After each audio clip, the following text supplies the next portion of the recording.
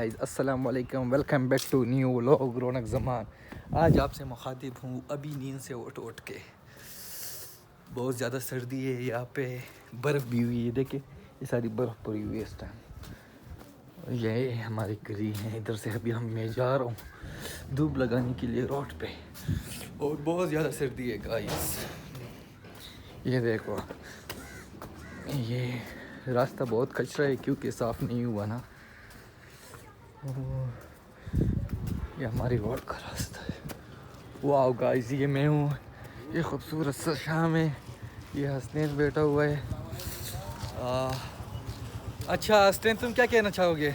सही खबर सुबह खिस्तान थे, क्या महसूस कर रहे हो? नाइस मौसम। नाइस मौसम, amazing geysers, yes, beautiful shot. Nice vlogger. Thank you. और कुछ भैया, तुम कुछ बोलना चाहते हो? नहीं यार, मुझे क्यों धूप लगा रहे? धूप लगा रहा हूँ। हाँ, और तुम वही हम बोल रहे हैं ओए इश्क तुम इज़्ज़त आबाद इकरम। सिंगा भैया, इश्क इज़्ज़त आबाद इकरम। इश्क इज़्ज़त आबाद एक